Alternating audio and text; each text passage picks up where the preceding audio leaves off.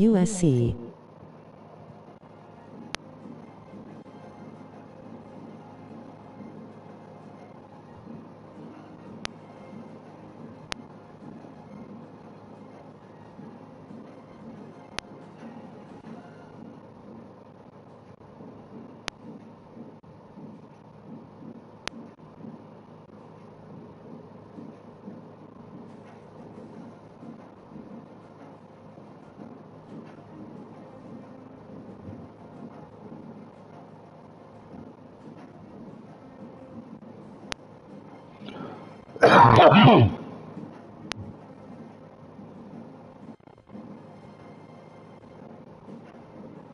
I don't like this shit.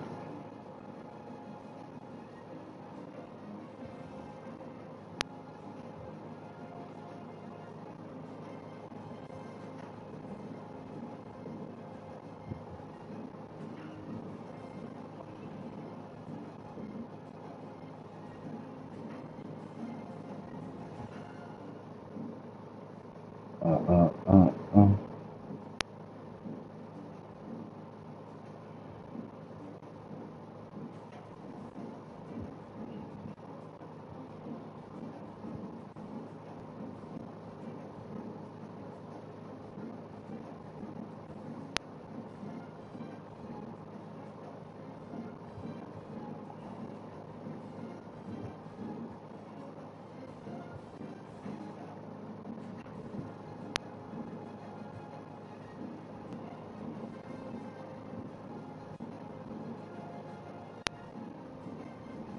Lunchtime special, bitches.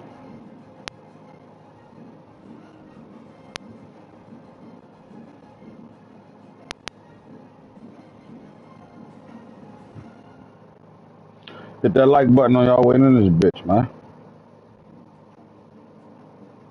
Comment in the comment section. What's up? USC in the building.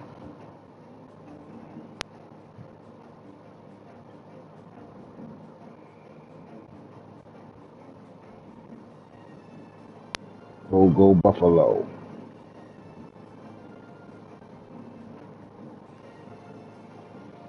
Go Buffalo Bison.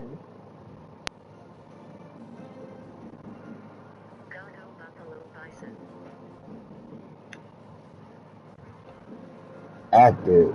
5-star flex.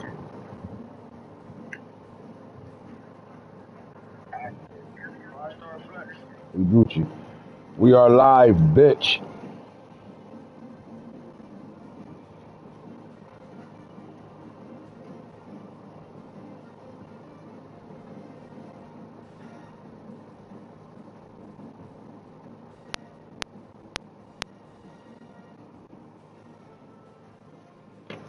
Welcome to the show. Come on in. Lunchtime special, man. Afternoon drive.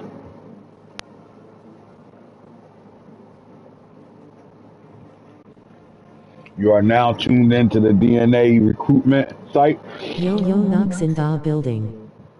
Knox, what's up with you, cuz? You know how you got 247, motherfucking ESPN 300, and all them dumbass sites and shit? Well, this is Homecoming's DNA site. Recruitment. You cannot succeed in college football without putting together a recruitment class. Simple as that, right? Like it comes down to that. So today we're gonna talk about the 5-star flex. You to stay out of Cali. ASU gone and you trying to take his place, lol. We still in Cali, motherfucker, like a mother. We been still in Cali, though. You know that. As soon as we got the watching the show. That's what's up. We're gonna talk about the top prospects around the country at each position. Like we're gonna talk about the top 5 to 10 players. We're also gonna talk about the 5-star flex. We have 27 committed 5-stars by week 9, right? Week 10, the award show come out. We start to see what the college football picture gonna look like. Playoff picture will look like. We're gonna start to see awards and All-American lists and things of the such is going to come out. So we're going to start to see what the guys of the past that was recruited by football programs, what they're doing when it comes down to how they performing on the field. When it comes down to 5-stars, you get 32 of them every year, right? And those 32 are a symbol of what the NFL draft would look like. There's 32 NFL teams. So these are guys that are supposed to be guaranteed NFL picks. Now we all know that there's going to be 3 stars, 2 stars, 4 stars, 1 stars that'll turn up and become better players than what these guys are. But in our DNA profile, we are projecting what these players will be like and what they've done in their high school careers, as well as how they're going to look at the programs they're at. Most of these guys are committed. We don't think nobody's going to flip. There are some big time battles because they're going on for the last 5 remaining 5 stars. We're going to see who got them. We're also going to talk about Oklahoma and the push they made over the last 2 advances. Oklahoma just brought in 9 5-stars, and they are trending over the last 5 seasons when it comes down to a certain position. And we'll talk about that on the other side of DNA 5-star flex recruitment. You got some. I mean, North Carolina is keep putting their name in the hat, man. These guys are on a roll. They were heavily upset about their schedule this year. 8 road games, and yet they still are doing a really good job in recruiting right now. Gotta say, that's impressive. Not being able to set up a lot of home visits with these recruits, and you still got a top 10 class. Mm-mm-mm.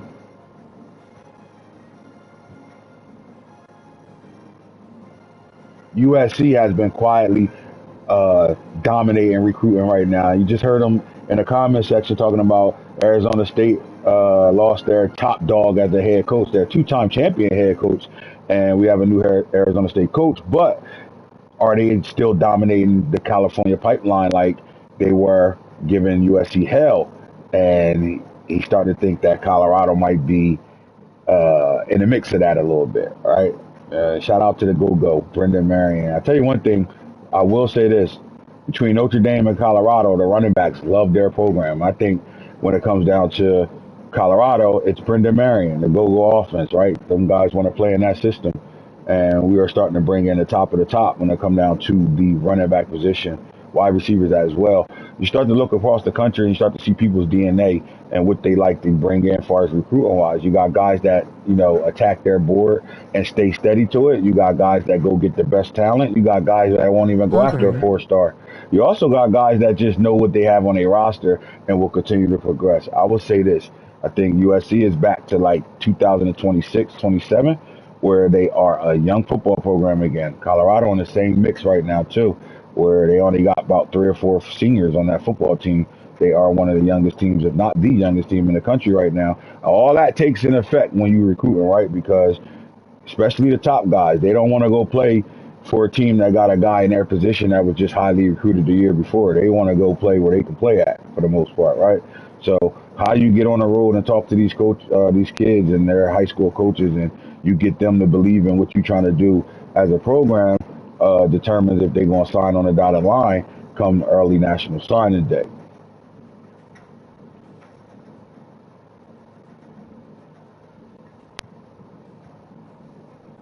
One thing Von Bell has been doing for this Colorado football program as the safeties coach, he's been bringing in the top safeties from whether free or strong safeties. Also been doing a really good job with hybrid nickels, right? Over the last 4 cycles, Colorado's has had the number 1 strong and free safety of each cycle. They've been going crazy there. So we'll start it off with the 5-star flex, and then I'll start talking about top prospects from each position as well.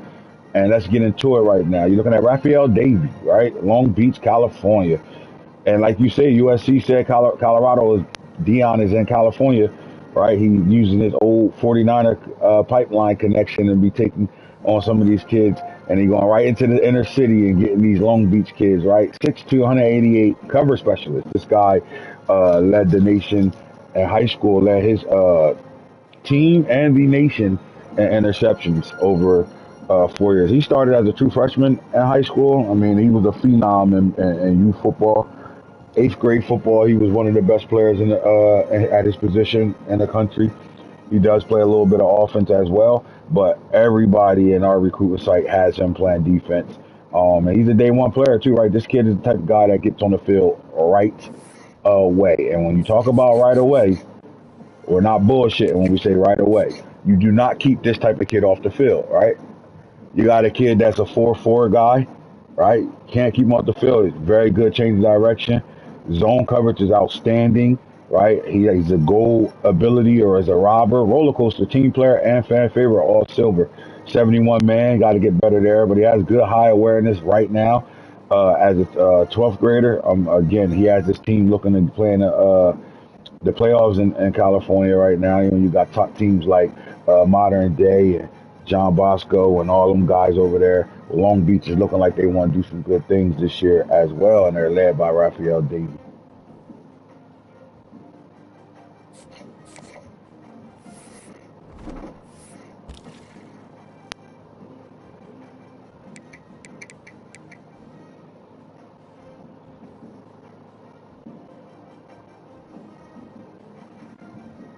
All right, so like when we talked to him and we talked to his agent and who him and what he said about Colorado was once he got to the visit, it was no denying that that's where he wanted to be at. The mountains, the backdrop of the football stadium, and then who wouldn't want to play for the best defensive back ever to play that position, right? Even though he plays corner, but who wouldn't want to go play for Coach Prime, right? And you're a DB, you should want to go and learn from the best. Simple as that, right? But then he says over the last 3 seasons, he's been watching Colorado and how they've been playing, and they have no problem playing young guys, right? And he wasn't scared off for having to come into a system where you have true freshmen, Boo Carter, Randon Fontenette, true freshman, and then you're looking at Jaden Hardy, and you're also looking at Nathan Mitchell, right? And you got young secondary right now. They might be the youngest group of secondary that Colorado possesses this year. They are loaded in that secondary, and really they're not really losing too much of anything, right? So you got Jaja Boy, who transferred in from Indiana, sophomore. Boo Carter, freshman, elite freshman. Fontenette, elite freshman, right? And then you're looking at Devi and Ojafor coming in at free safety. Then you look at strong safety, Ben Finisef, the walk-on who earned the scholarship, will be in his last year playing for Colorado. But then Jaden Hardy, true freshman. Braylon Edwards, true freshman. And you're looking at who they looking to bring in for this class right now, right? Competition breeds champions, and these guys that are coming to Colorado are showing interest in Colorado. They're not scared of the competition, right? How do you get on the field when you got Boo Carter, who's leading the Big 12 in interceptions, and Brandon Fontenette, who's leading Colorado's defense, period, right? He's the enforcer of that team. You know those guys will be starters as long as they are in college. How do you come and play for a Colorado team like that when you're the #1 prospect in this class, right? You come because you're not scared of competition, and you know there's room for you to get on the field, because the one thing Colorado has been doing over the last 5 years is they play their entire roster, right? Guys all play. That's why you see a lot of XP points coming back when they turn into redshirt freshmen or sophomores. You see 120, 130, 199 points on guys they play, right? And then guys are going to the league. So when you sending guys to the league, ultimately that's where these guys want to go. They want to go to the NFL and live out their NFL dreams, right? So why not go to a model who's been sending guys in the first, second round every year at these positions? And this is how you bring in the top safety in this year's class, right? He's the fastest safety in the class. And I think right now, you probably can go back in the history books right now, there's not a safety or DB with more interceptions over a 4-year career at high school than Raphael Davies.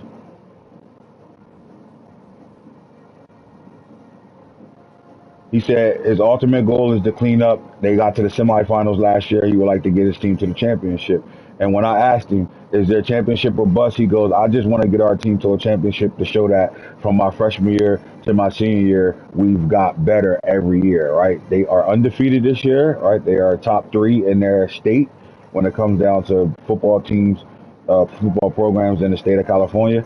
And Long Beach, you know, they got a history of guys that played at that high school, right? We can give out a trivia today, right now. You get a 2-speed to excel if you can name me 3 players that had great NFL careers that came from Long Beach, California, the high school.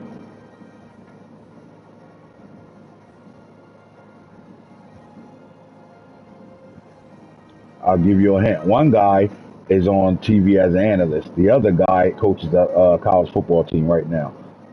All right, the number 2 player in the 5-star flex, the number 2 player in the country is Connor Fox, backfield creator, 6'3", 210 pounds out of Milwaukee, Wisconsin.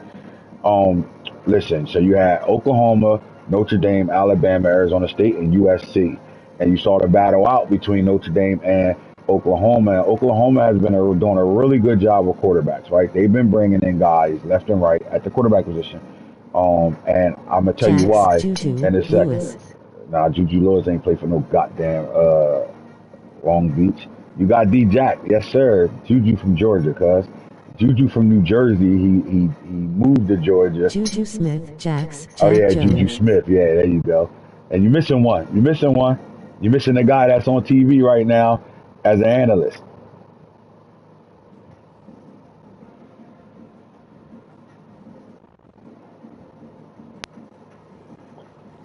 I'll give you a hint. His son played for North Carolina on the game right now in the homecoming league.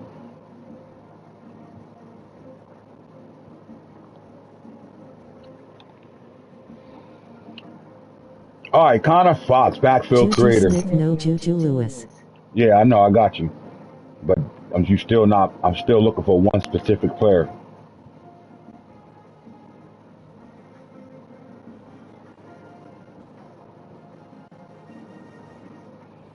All right. Big THST1.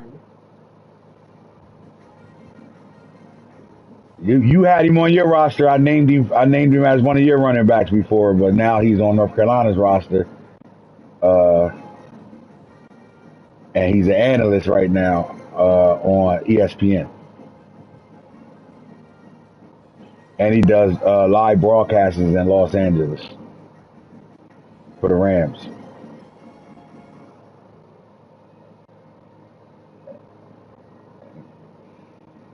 He got 2 last names. I'm done talking. All right, so Connor Fox right now, man, Oklahoma. What I will say this, right? When you are the winningest program in our league, and you have a history of sending quarterbacks in the first round. I mean, we can go back to one of the greats to come out of that program. Guys want to follow that model, right? And Oklahoma's at the stage right now where they're bringing in multiple quarterbacks every year. And they get to choose through these quarterbacks, not only through the high school rankings, they also get top guys from the portal. So they do a really good job at the quarterback position, giving themselves a loaded quarterback competition room, right? Is one thing, my offensive coordinator, Brenda Murray, has said this. Oh, Willie MC Gynest, he was on my roster. I Nah, ain't know he on UNC. nah, he ain't on USC. Either I'm wrong or y'all just not listening to me. Max, you should get it because you had his name, you had him on your roster. We watched his son's highlights. His son played for the same damn school. We watched his highlights and we named him on your team. So Max, you should get it. But you never made him a standout player for you.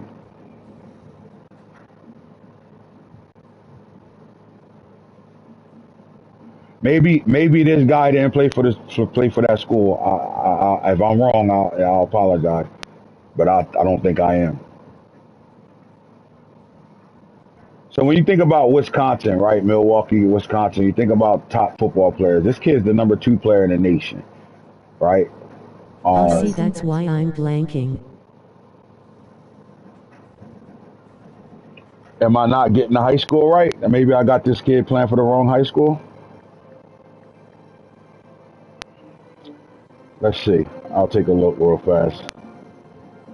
Max, while I'm taking a look, man, any information you can give me on Connor Fox as the number 2 player in the nation?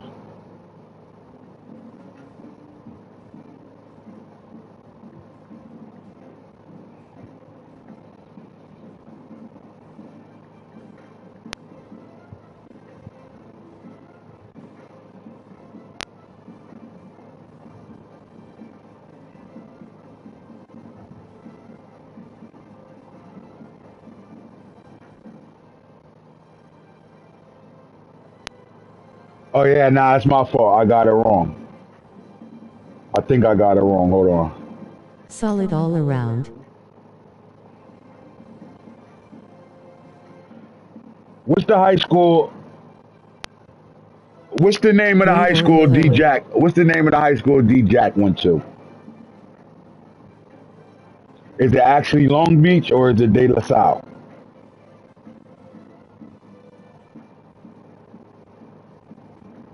THP.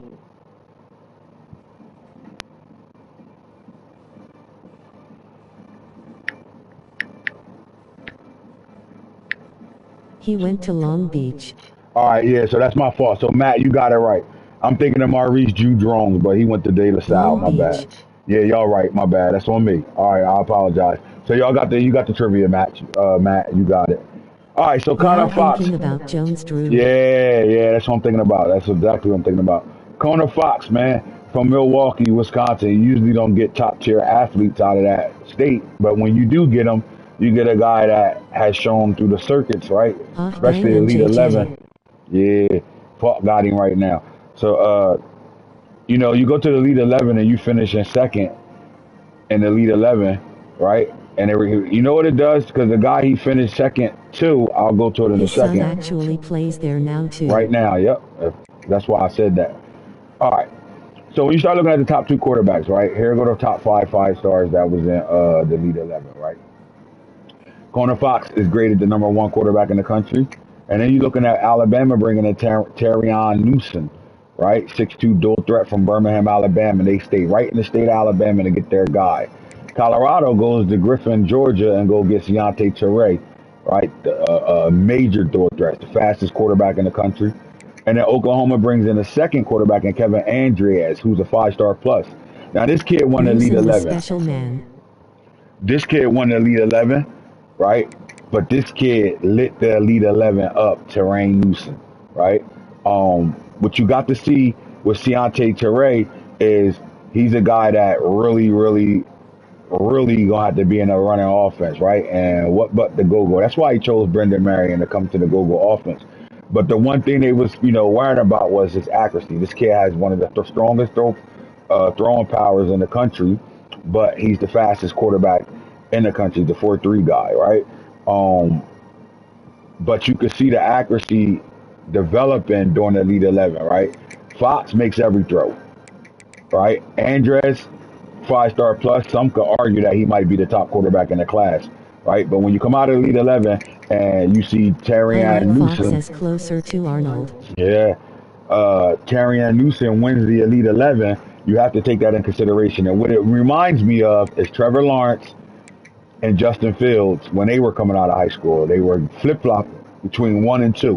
And that's what Connor Fox, and T. Newsom is showing me. They're showing me Justin Fields, and they're showing me Trevor Lawrence when the year they came out of high school before they chose the schools they went to. Right. Um, I think Newsom really lit it up. Right. Like he went viral at least 6 times during the Elite 11. Like he was when they played in the championship game. He played I like the Newsom. comp. Newsom played Andrews in the championship game, right? Fox team fell short, but these two, Newsom and Andrews, played it, and Andrews won the game, right? But with 30 seconds left, Newsom threw a bomb to go up by 6, and then Andres went down with 10 seconds left and hit him on an out and up touchdown, bombs away. And he made that throw to the top receiver in this year's class, which is coincidence. It was a coincidence because one of the top quarterbacks who won the Elite 11 is from Alabama, but the receiver that Andrews threw the ball to was the number one receiver in this class, and he's going to Auburn, and he's from Jacksonville, Florida, and that's Marquis Rabin.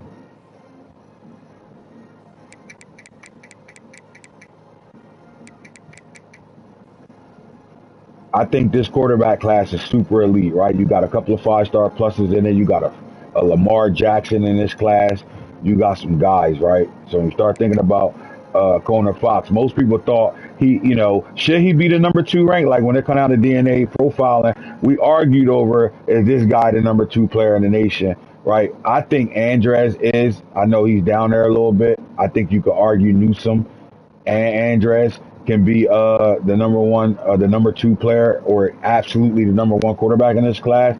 But what happened was Corner Fox showed when you put talent around him that he's absolutely as advertised, right? This is a kid that had to carry his high school, right? He took him to a state championship 2 years in a row, and he did it with not another uh, Division One athlete on that football team, right? So that's a guy making the team great. Simple as that, right? And when you're looking for a quarterback that with traits, you're looking for a guy that can make his players around him play better. And that's what we saw him do. And then in the Elite 11, you surrounded him with talent, a bunch of nothing but D1 athletes, and you saw him light it up and go crazy. Remember, he fell short, didn't make it to the championship game, but it was nothing he did that stopped him from being the number one quarterback in his class. Again, you can argue, right? And again, that Newsom and that Fox, Trevor Lawrence and Justin Fields comp is really like repeating itself with those two players.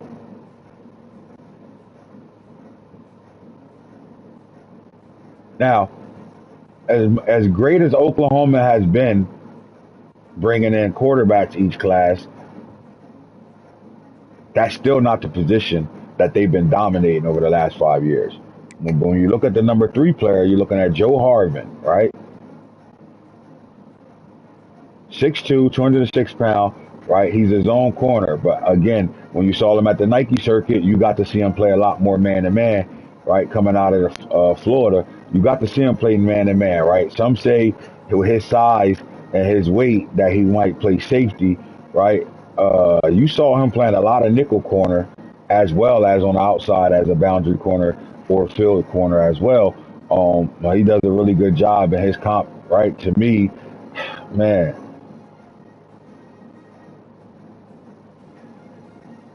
he remind me, you know what he remind me of? Because his high school they play nothing but zone.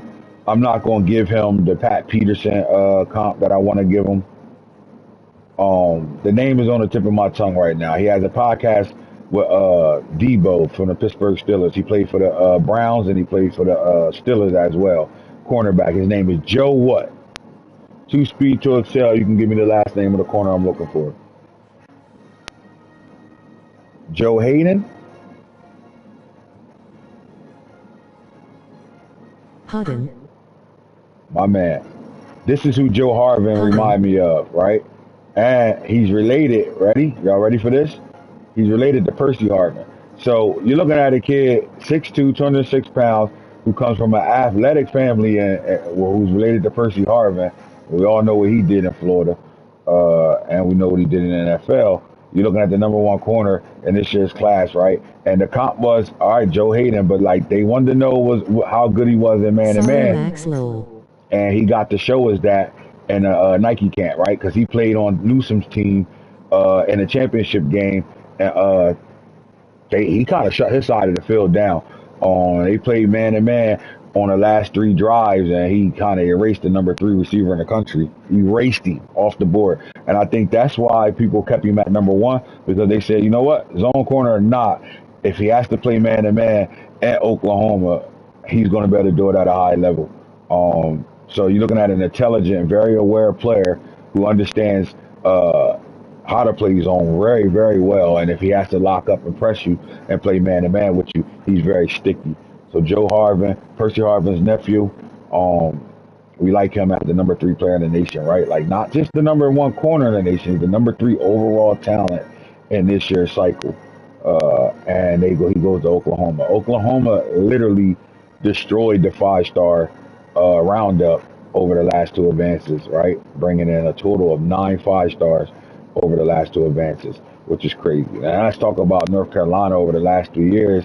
They have stepped their recruiting up big time, right? They've been having a top recruiting class as far as high school North Carolina went 7 to 8 seasons without bringing in 1 5-star high school kid to tearing it up down the stretch right now, right? So they go get the number 1 D tackle, and they've had the number 1 D tackle, the number 2 D tackle, and the number 3 D tackle over the last 3 cycles. So Kerry Edmond, 6'5", 292, right? Calais Campbell, right, is what they comping him to. He's from Hampton, Georgia. He beat out Alabama, Ohio State, Miami, and Clemson for the Hampton, Georgia talent, right? He out there at Hampton, where we had some great players come out of that part of Georgia. Um, this kid can actually play on the edge as well. He can play every part of the line, right? He's very, very versatile. Um, Great at three techniques, though. Really great there, right? And his size and his speed gets him around guys. He has a tool bag full of moves to better get to the pass rusher, but he does a really good job at stopping the run, where he had 48 tackle for losses his senior year, right? And he still got games to play. Kerry Edmond, looking like he want to build that front, right? You line him up next to Patrick Falk, the very, very All-American edge rusher for North Carolina, who's in his sophomore year right now. You bring him in, you give him a Kerry Edmond across the line along with him, and now you're starting to cook with the other 3 5-star D tackles that they brought in. And all of them are versatile, where they can play all over the line. It's times where they got 4 D tackles on the field across their D line, and it gets very scary hours over there in North Carolina. You got to see it in the Clemson North Carolina matchup that happened earlier this year, where the D line controlled that game. It was a good game between Clemson and North Carolina, but I would say the D line took that game over down the stretch. They better pull away, right? It was a 3-point game all the way up until like the last 4 minutes of the fourth quarter, and you saw North Carolina's defensive line actually take that game over. And not only did they bring in the number 1 D tackle, they also got the number 2 D tackle. That it was a big time battle between Colorado and North Carolina, and you had Alabama, Oklahoma, and South Carolina in the mix as well. And they go get the pure power, 6'4", 287-pound out of Shelby, North Carolina, J.J. Bergman. This was one of the only visits they was able to get in early. Had a week 5 and a week 6 visit, and then every other game is on the road for them. To me, I think North Carolina has showed it doesn't matter if you home or away. If you get these guys in and you sell them the right stuff, you're gonna get them in your building. For them to bring the number 1 and number 2 D tackle in this cycle in their class, you see North Carolina trying to build their up front, both sides of the ball right now. And when you want to think about the greats in this league, you know, the big teams, the good teams, the playoff teams got really good offensive linemen. And how do you combat that? You got to bring in top-notch defensive linemen.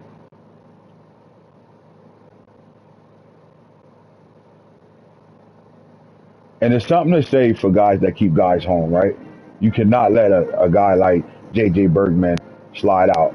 Colorado had a week 5 visit on him, and he almost said that, you know what, it was hard to walk out of there without saying yes and committing to Colorado, but I had to give my home team an opportunity and go see that visit. And that's what happened. He made it to that week 6 visit, and in that week 6 visit, he fell in love with Michael Jordan brand, right? Michael Jordan has a big blueprint over the footprint over the football team, and then NIL, right? He was able to win out in that NIL and keep a home team, a home town kid home, and that's not easy to do. But they was able to get it done, man. Number 5 in the nation, number 1 in the state of North Carolina, and number 2 overall when it comes down to D tackle. So let's recap real fast. The top 5 players. Colorado brings in the number 1 free safety in the class. Oklahoma brings in the number 1 quarterback in the class and the number 1 cornerback in the class. And then North Carolina brings in the number 1 D tackle and a number 2 D tackle, both 2 different type archetypes. Pure power, 6'4", 287 out of J.J. Bergman. And then you're looking at Kerry Edmond, who is a speed rusher from out of Hampton, Georgia. All right, the number 6 player, Dion, made his first home visit to go get Rayshawn Lebenjo, right? 6'1", 168, bump and run specialist, right? Dion said he'll never go off of player comps, and he think this player plays like no. But he said he saw a lot of himself in this kid, and that's what made him go to California himself and take his first home visit.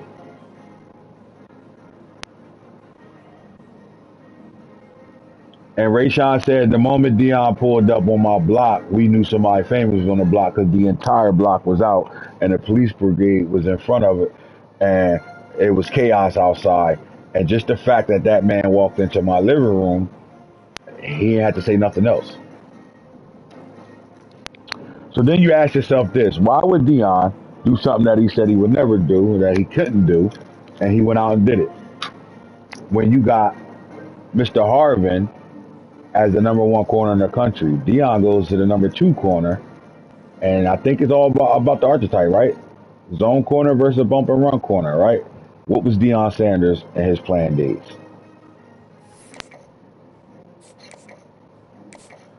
When you bring in a kid like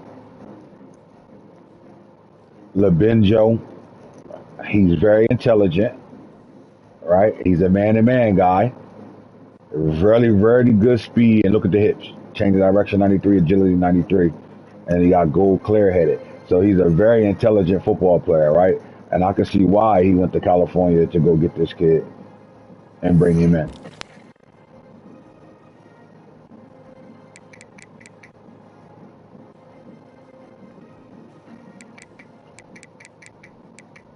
Defensive back coach, cornerback coach Fletcher went to a high school game to watch this kid play. 4 interceptions in that game, 2 touchdowns as a receiver.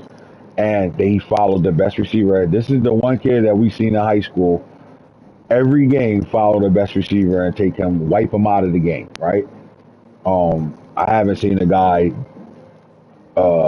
make him pay for following the top receiver on every team, especially in the modern day game, right? He took out modern day's top receiver, held him to 1 catch, 4 yards. You go directly to that kid house and bring him in right now, man. So now you get a guy that's going to come right in. And I don't see him not playing year one. Like, this guy comes in and play. Now, will he start? I don't know, because they are, again, Colorado might have the youngest football team in the country this year. So it's going to be nothing but competition and battle going on in Colorado, because they're bringing in some good young talent that 9 out of 10 are going to see the field somehow, some way, right? So Rayshawn, we call him Lab. Rayshawn Labin. All right, the number 7 player, Stephen Baker, is an athlete, thumper, linebacker at Joliet, Illinois, 6'1", 227 pounds. The battle is between Ohio State and Notre Dame right now. Oklahoma was in a close battle as well, and so was Alabama. They fell off the map in this battle, and it's going to come down to Ohio State and Notre Dame. Ohio State's doing a hell of a job this year in recruiting. They feel like they are back in a good situation right now. When you're winning ball games, guys take notice. All right, but you look at the number 7 player, he hasn't committed to anybody yet. I don't know how long this battle is going to go on, but right now it looks like Oklahoma's the favorite. But look at Notre Dame. Notre Dame got the green arrows up right now, so it doesn't seem like it's a wrap in this battle, right? This thing can end, take the whole year, right? Or in the next couple of advances, we'll know where Stephen Baker, the number 7 player in the country, will be taking his talents to. But right now, this battle is ongoing right now between Ohio State and Notre Dame.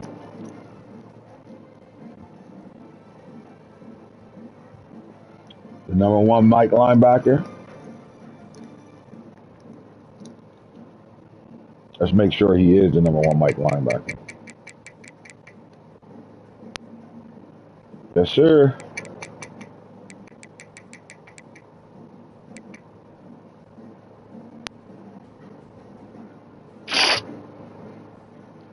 So if you're Notre Dame and you're Ohio State, right, and y'all battling for the number 1 linebacker in this cycle, what's your pitch down the stretch right now? Because unless somebody still has a visit on the way, I would think this guy already went on visits to both these schools. What's the pitch? How do you sell him? Is it going to be winning ball games, or is it something you can do, NIL, anything? How do you win this battle to bring in the number 1 linebacker? Not only is he not the number 1 line, he's an athlete, top athlete in the country, number 7 overall, and the state of Illinois is number 1, and in his position is number 1. And to me, it looked like Ohio State is trying to get that defense back up and running, because you go to the number 8 player in the nation, and Ohio State got a verbal commit from him. He is I, and I is him. Slim with the tilted grim. What's my motherfucking name? All right. I'm mad because Sonali, Tapalua, North Carolina, Colorado, Oklahoma, Notre Dame were all in the battle for this kid, the edge setter. We brought him in early. He committed very fast, right? We brought him in a week 3 visit. Oklahoma had him coming in week 4. Ohio State had him coming in week 5 or 6. Because North Carolina had him coming in week 5. Ohio State had him coming in week 6. He signed with Ohio State after that week 6 visit.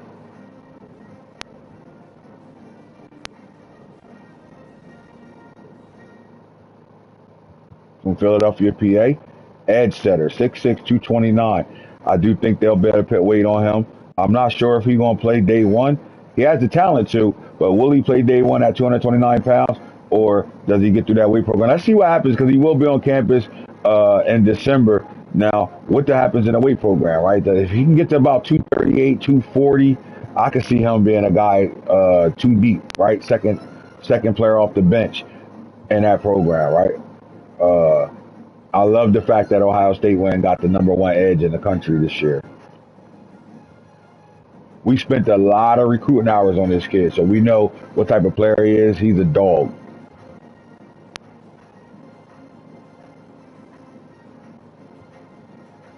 Comes from the same high school as Marvin Harrison Jr. came from, right? One of the top prep schools in Philadelphia.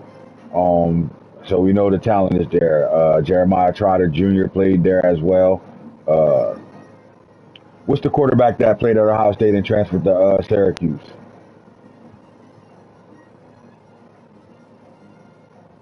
Am I feeling happy to give out another 2-speed to excel? He played for Fran Brown. Fran Brown first year as the head coach at Syracuse, and he won 10 games. He's in the NFL right now.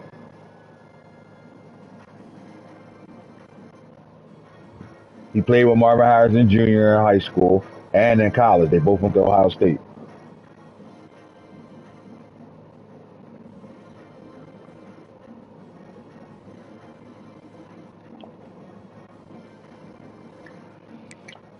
So the #3 corner, James Burfict.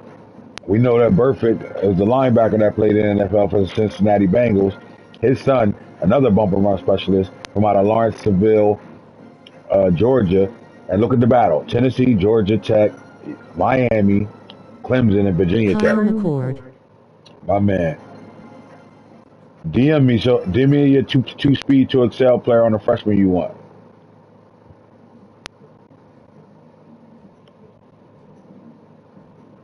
Look, man, I think Tennessee gonna win this battle. Georgia Tech made a push, but this kid has no problem not being in Georgia. He really wants to travel a little bit. So going to Tennessee, you get to stay on the South like that. He wants to play in the SEC, in my opinion. I think that's why Tennessee will win this battle. He is the #3 corner in this class. Really good corner, good size, 6 foot, 182 pounds. He can come in and play right away for Tennessee. But again, this battle ain't over. You got Georgia Tech and Miami still in the mix here, so we'll see how that plays itself out. And arguably the #1 quarterback in this class, Terrain. Right, Terrain, Mr. Newsom, 6'2", 200 pounds. My thing is Birmingham, Alabama. They kept this kid at home. Oklahoma, Auburn, North Carolina, and Clemson was in the mix for this quarterback, and he decided to stay home and go to the Alabama University. And he said, you know what it was? The fact that they show commitment and they show loyalty, and their starting quarterback right now, who's a young redshirt sophomore, and Reed. And the fact that, Alabama has been known as a team that play a lot of transfers at quarterback, the fact that they've been playing a guy that's homegrown was the reason why he decided to stay home, Terrain Newsom. And he said he feel like Alabama is a few players away from being a national champion again. And he wants to be a part of the reason why they are playing in the national title again. Terrain Newsom. And he's won a championship 3 years straight in Birmingham. So there's not for Hoover High School. Like, this kid is a dog. And I think he could do it all, right? Arm, he could spin the pill, right? Very accurate, really good on the run. But he's a runner, but he creates a lot more to be able to throw the ball more than just taking off running. But when he's asked to run the football, he's one of the best in the country. When you look at guys that are bringing in guys, you start to look at the blueprint of what they're looking to do, right? Oklahoma brought in the number 1 corner and the number 4 corner, right? And Quentin Murphy, right? They beat out the national champions Indiana. They beat out Ohio State, Alabama, and the USF Bulls. And they go right to Deion's hometown and get Fort Myers, Florida, 5'11", 179. And you notice the archetype is zone. So it's telling you what that defensive back coach is doing this year, right? It looks like they are going to be playing a lot more zone, and they want guys that are going to fit that bill, right? To be able to come out there and do exactly that. And Quentin Murphy at 5'11", 179 is the 4th corner in the country, number 11 in this class. It tells you the talent, right? Very speedy guy who, another one of those guys that is cerebral, right? A guy that uses his brain and tape and technique to be able to win games. He reminds me of Asante Samuels, right? A guy that just very smart, very intelligent, and that's going to always understand what the offense is trying to do to him and going to do a really good job. And I say Asante Samuels because he does sit in a lot of cover 2. They run a lot of 6, 9, and 2 in high school where he's at, and he be jumping a lot of those them flat routes and them short throws. He be jumping them shits, taking them to the crib. He got 6 return touchdowns this year, jumping routes for interceptions and taking them bitches to the crib. Asante Samuels is my player comp for him.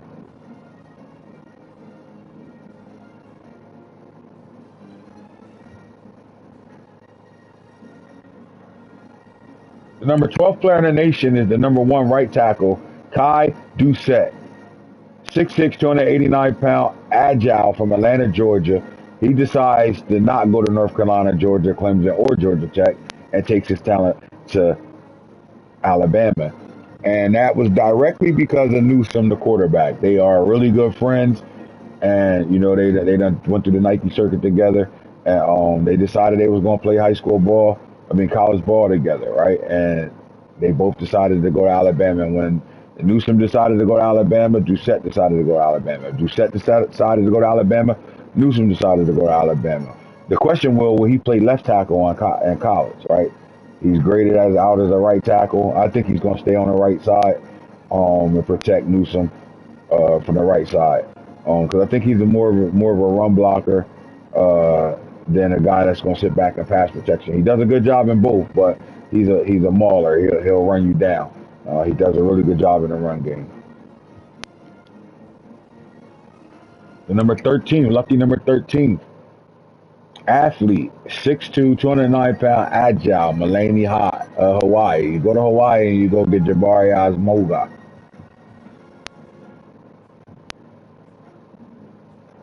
What is he going to play, though? Is he a center?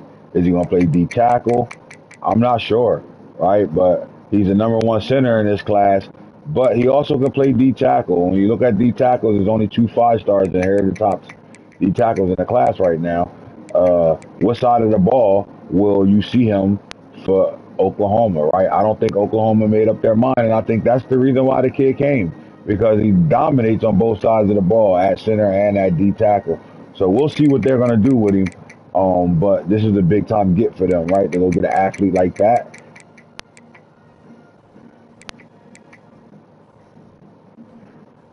Man, I'm not going. I don't have a solid.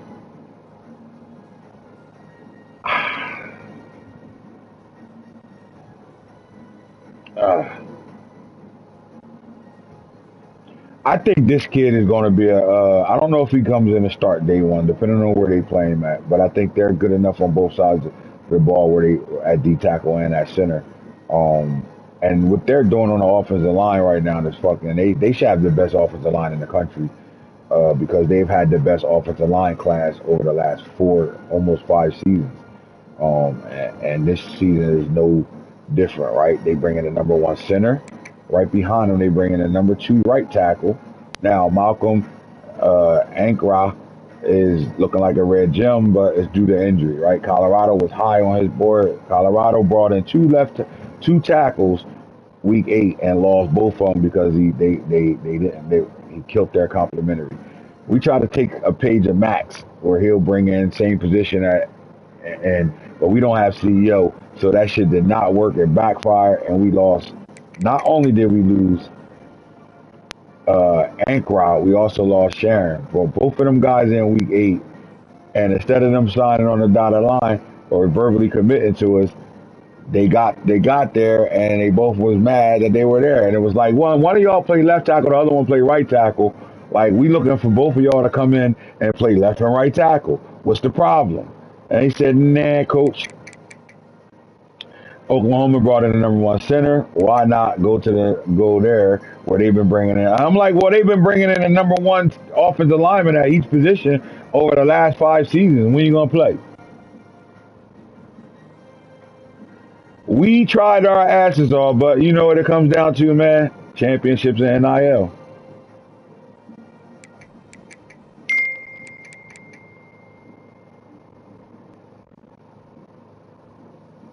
Loudly crying face, loudly crying face, loudly crying face, loudly crying face.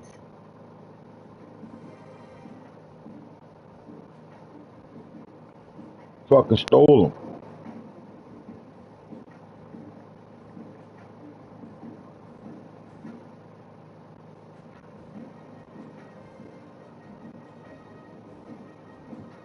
When you gonna play?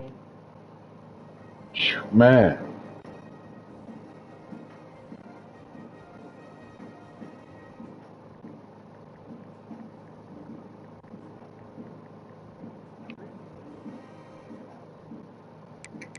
So what's happening in Oklahoma is, Colorado to be me, sitting linemen till they get to hundo. right.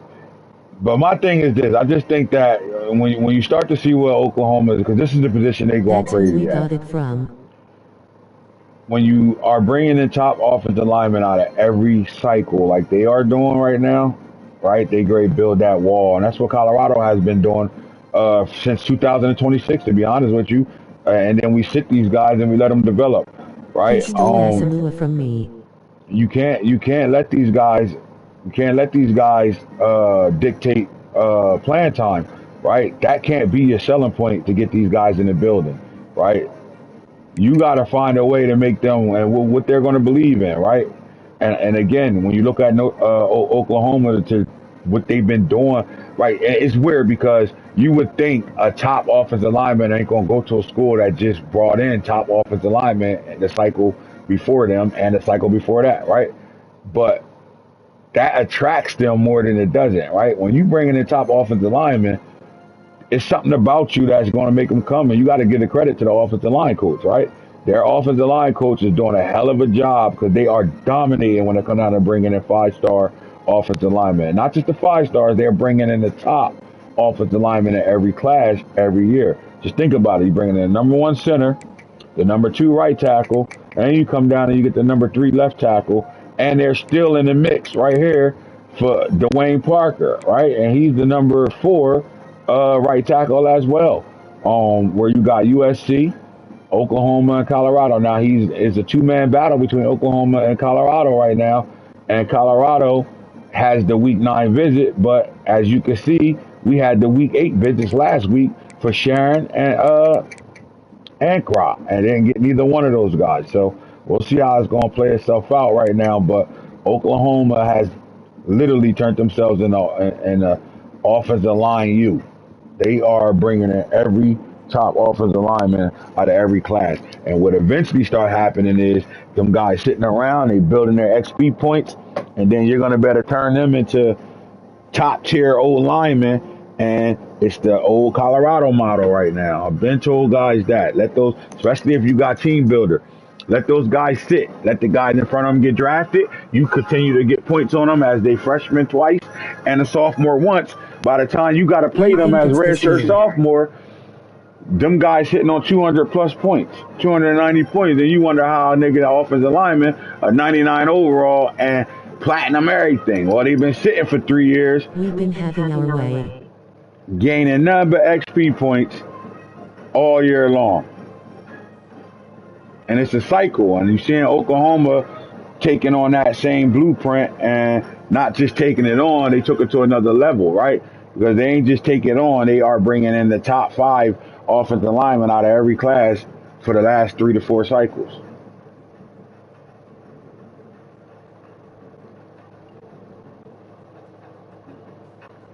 You want your football team to be good, you better have a great offensive line. You want your football team to be good, you better have a great defensive line.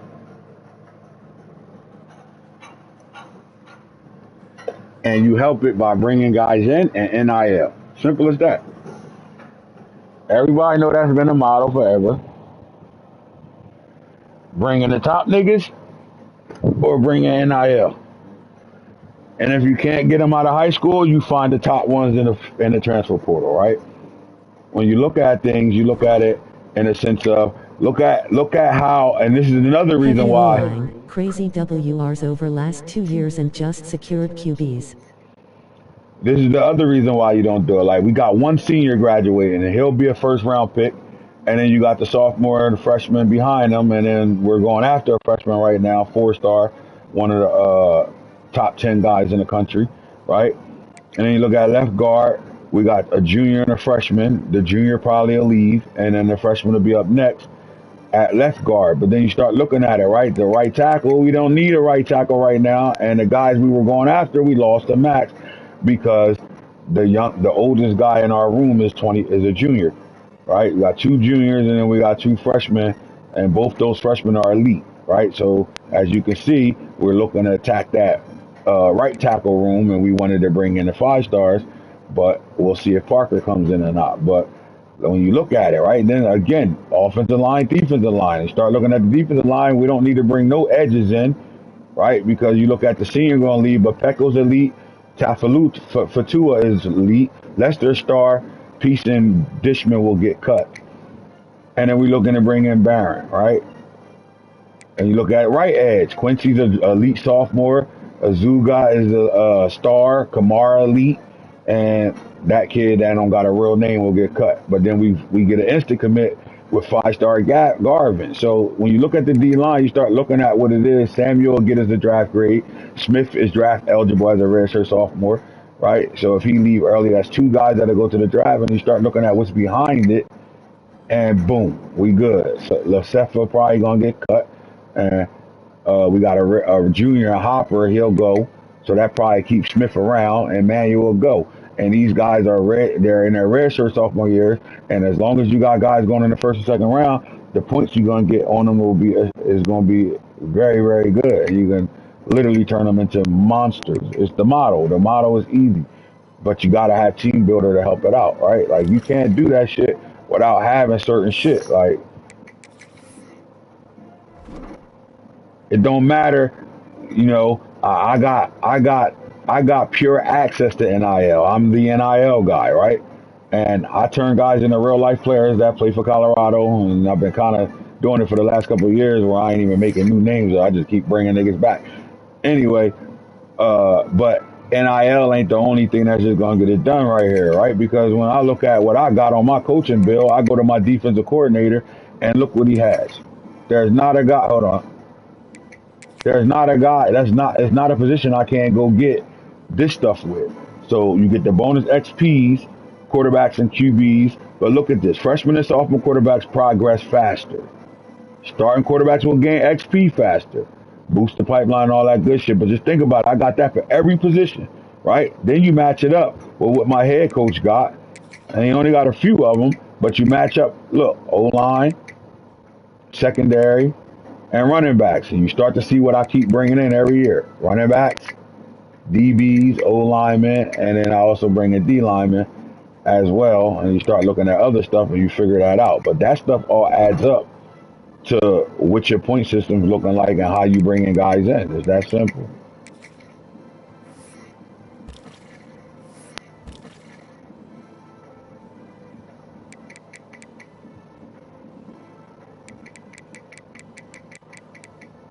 So as you can see, the number 1 center verbally commits to Oklahoma. The number 2 right tackle verbally commits to Oklahoma. And then AJ Norton, the contact seeker, 5'11", 215, decides to go. Listen, We lost him strictly to USC getting the shit beat out of him by Notre Dame. If USC does what they usually do, which is stop your run, this kid is a Colorado Buffalo. Now, some would say, well, why did you lose him, Ant?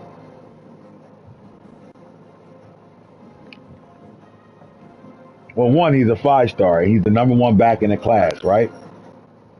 And if you got the 5-star number one back in the class, why in the hell, when you signed the number 3 back, I the stopped number the 4 run. back, and you got the number 31st back who's better than all of them, right? You start bringing in a guy with 92 change of direction, go roll dog. I mean, this is a dog, right? You already got 92 change of direction, And he 92 was speed, on 90 tea excel, time. right? But then you bring in Braden Wooden, north-south receiver, who's a star. And you bring in Ellington, who's a star, who has 3 mentals, right? And you're still going Triple after one of G's. the top running backs, number 5 running back in the class. So if I'm this running back, why am I going to sign with a team that just brought in 3 running backs and looking to bring in a 4th running back? What's the point when I can play right away for Notre Dame?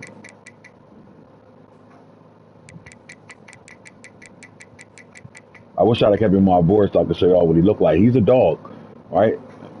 But we lost this battle out. A.J. Norden, uh, he had over 100 plus yards with one running back and damn near 100 with the other one. I don't know how that's called stopping it. He hit you with the T offense. Everybody great copy off the T shit now, but still gave up 100 plus. And then that was a big game because he played you and I played the computer team, so that shit didn't matter. Where the fuck my lighter go? And why the fuck this nigga missing hours, bro? Like, hold up. What you talking about?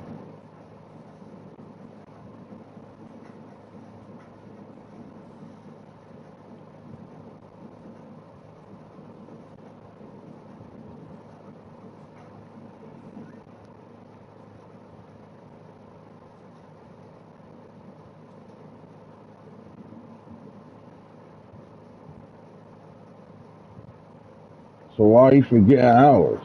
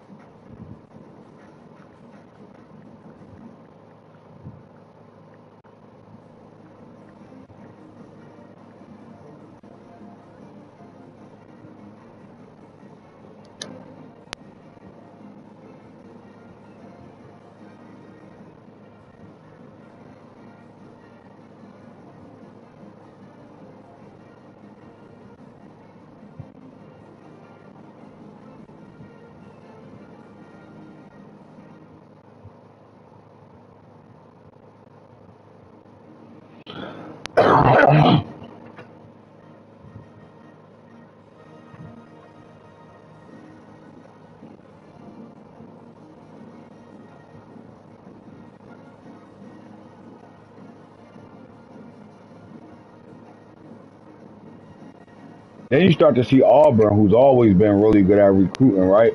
He brings in the number 5 corner, Miles Cook. I'm surprised you don't see Oklahoma in a battle.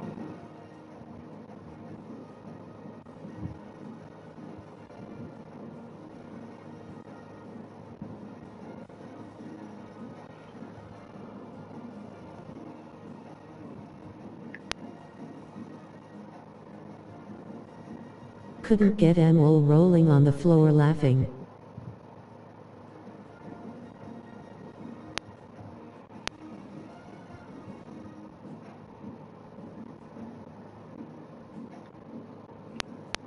Miles Cook, 6 foot, 172 pounds out of Cordell, Georgia, man. Guys be tearing Georgia up. Tell you that. And we spoke on Joey Sharon, 5-star. Like, that's 2 5-star pluses. Max brought in. He brought in the quarterback Andres, and he brought in Joey Sharon, 5-star plus, raw strength, 6'7", 294. This is a battle I definitely wanted to win, man. Shout out to Oklahoma. They go to Rancho Cucamonga, California, and steals right out of USC backyard. Takes the guy.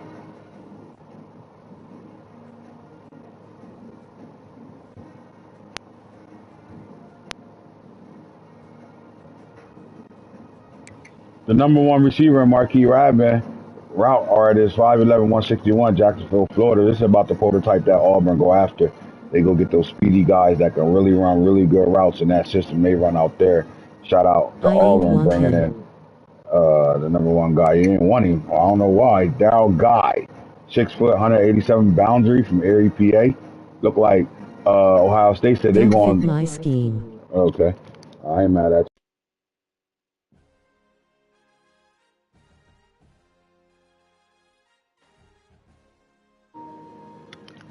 I forgot you are very particular on how you do shit.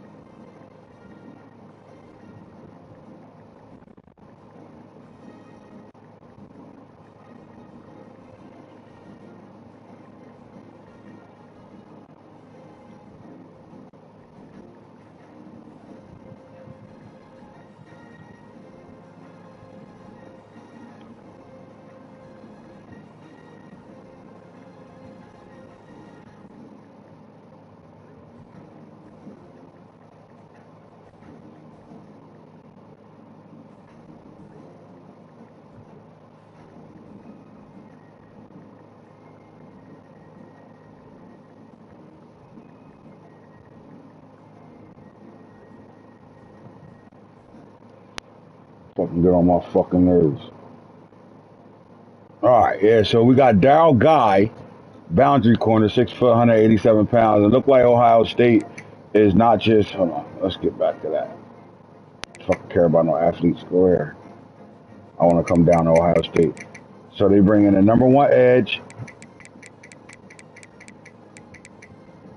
and the number 6 corner.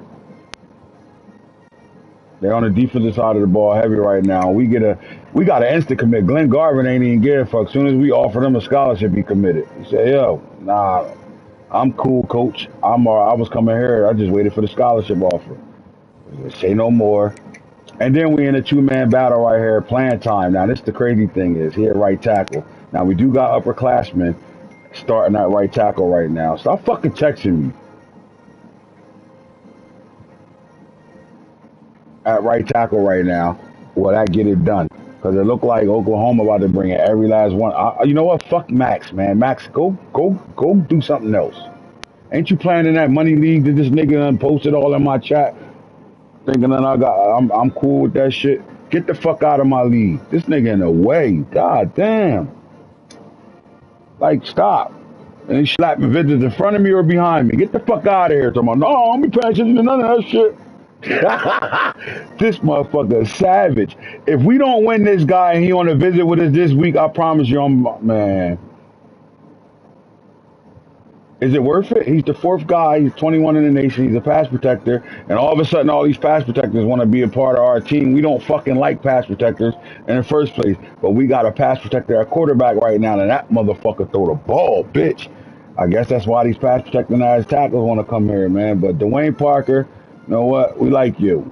6'6", 321 out of San Diego, California. He play out there where Reggie Bush at.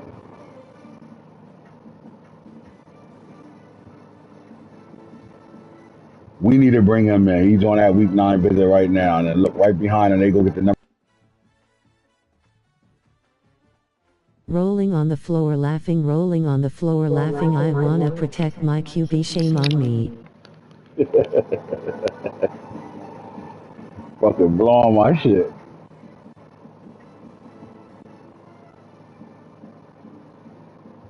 I know one thing. My boy Juju looking good in real life.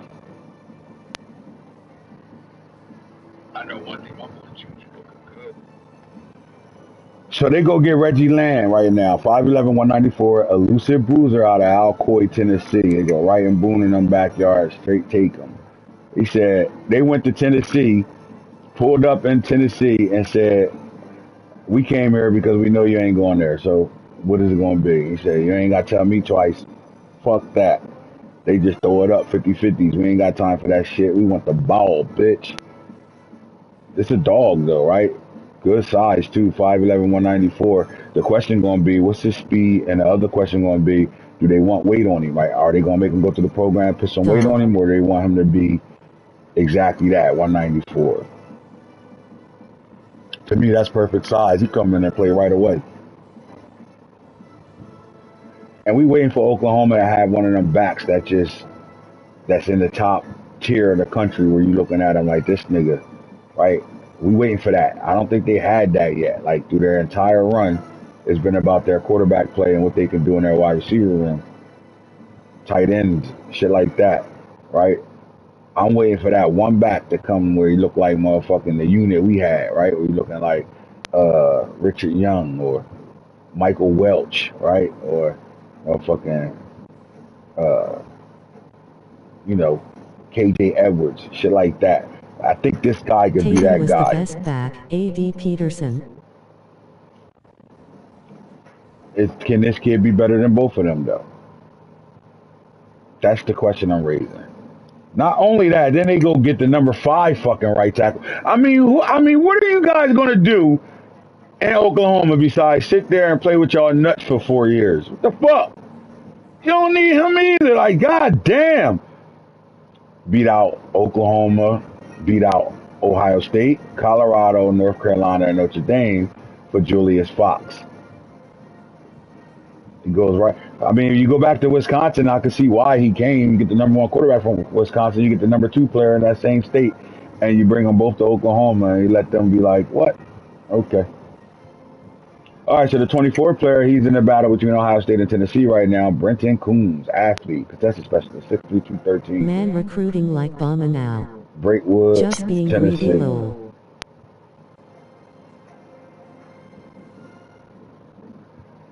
I think there's a little strategy to it, but at the same time, you just going to have to 5 stars. You're going to have to take what you can get. You feel me? Like, I think it's I love, I'm going to go get running back. 5-star, 4-star, don't matter. I'm going to find the best ones and bring them in. And they're going to come in with traits, hopefully. And if I can get them with traits, it's on and pop, and you start building that pipeline through that running back room from that go-go offense. Yeah, but they throw the football out there, so I can see why linemen want to come there too, right? Especially these guys. You got a raw strength guy, right? Like, he wants to block. So I'm not sure here. But they've been dominating this run. I mean, they've been doing this for the last, if you're paying attention when we do 5-star flexes, for the last 3 fucking seasons, it's been the top 5 fucking linemen going there. They taking their ass to Oklahoma. There's no way they should better do whatever they want to you on offense. But Coombs is a 6'3" contested specialist. Of course he's interested in Tennessee. They throw that bitch up. But so do Ohio State, right? Jimmy Stump, he's battling between Ole Miss and Auburn. Auburn better not lose this game to the computer. And what's going to happen is Alabama going to slide in the mix. You better chill. Alabama right there. Now Auburn done fell. Who's going to win this battle? Is the computer, Oklahoma, Ole Miss going to take this win? Or will one of our users get this guy in the building? All right, so athletes, Keontae Ture, right? With a quarterback room like we got, I'm not sure if he's going to play quarterback.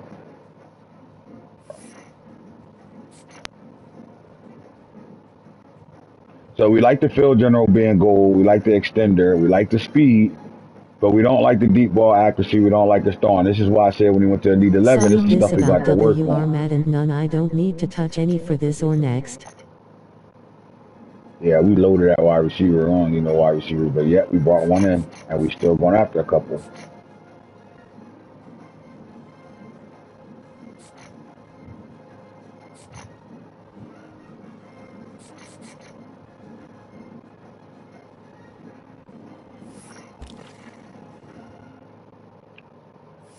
So when you get a quarterback to come into your building, Max, remember we had another guy like this, right? This is a 5-star.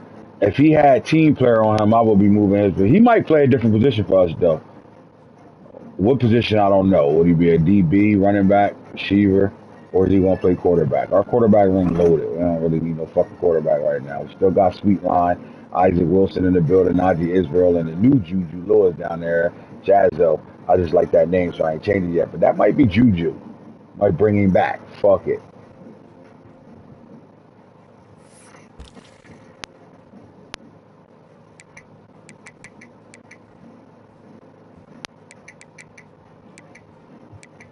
Again, 27 guys are signed or verbally committed right now.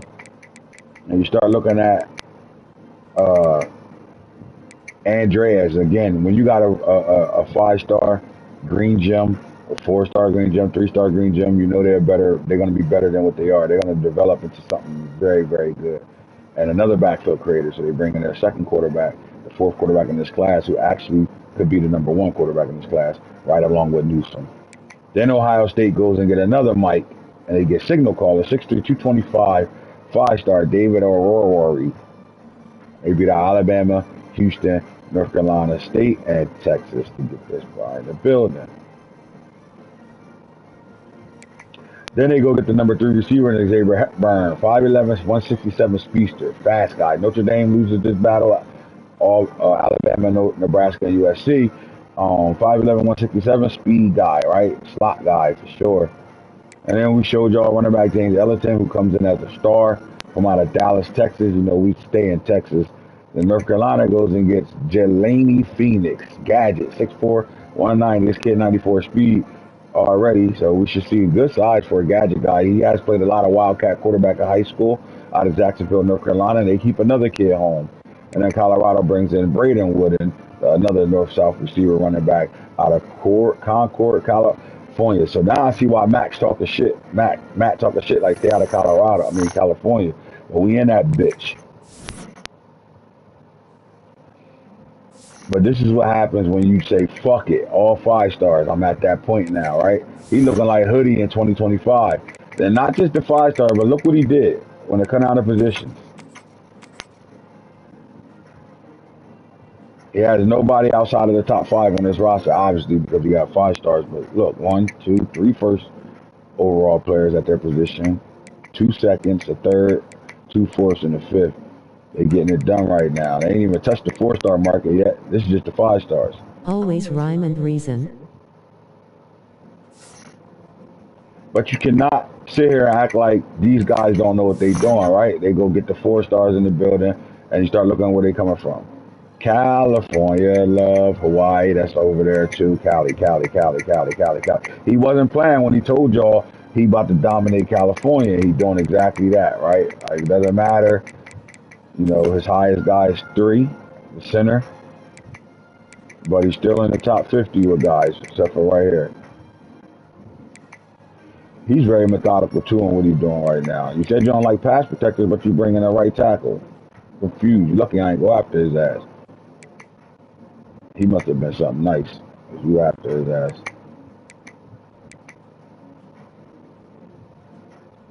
Keep chasing his Reggie Bush, keep going to San Diego looking for running backs and shit. He was on my board too? Lucky ass. Why everybody? I'm on all these guys' boards. Jesus. Colorado.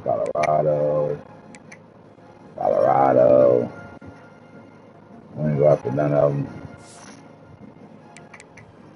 Ohio State, 4 5-stars, 6 4-stars. They are getting it done.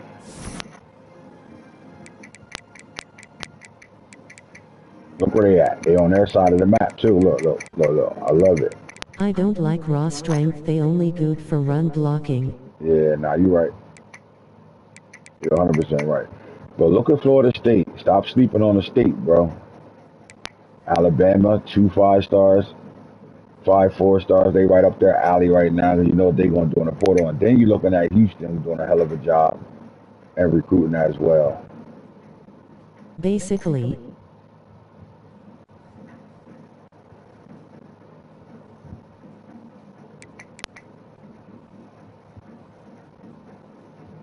Bring them in. Bring them in.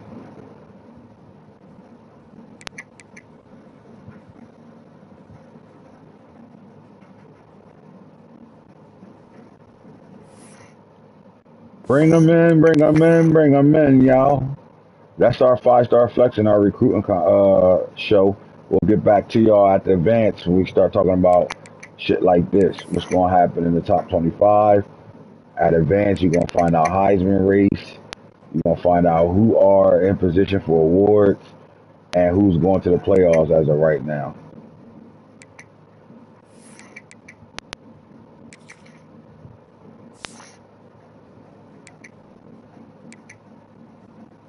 Nine in 2 weeks is wild. Yeah, that is crazy. Went from no 5 stars at all to 9 of them in 2 weeks. I think what you think, Max? You think I Who might out for have blood? the 2 tackles I brought in, right? You think because I brought them in on the same week is why you beat me for them when I had visits for them in week 8? Or you got 65 hours on them niggas?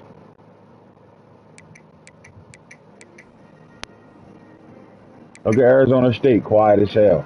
Can they beat Clemson? That's going to be a game right there. Clemson need this game. Let's go, Clemson.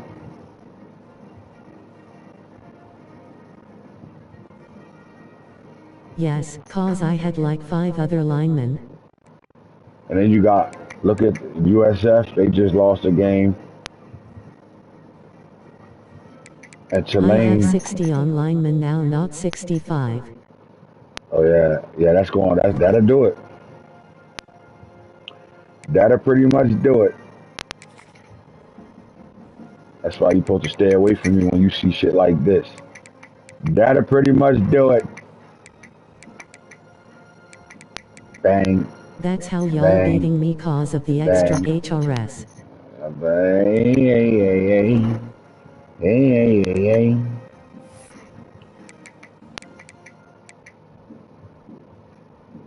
Who in this Heisman race right now?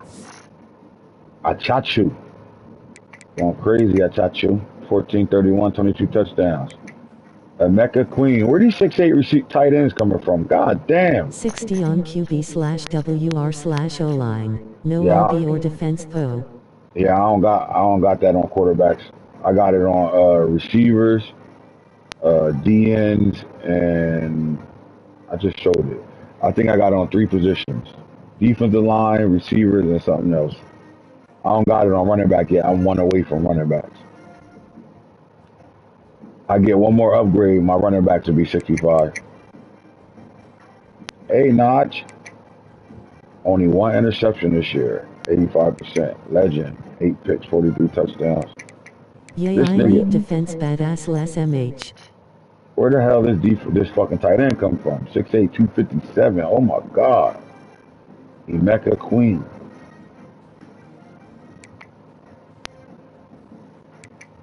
He gonna win the Heisman. He ain't got nobody that's gonna stop him because he don't play nobody.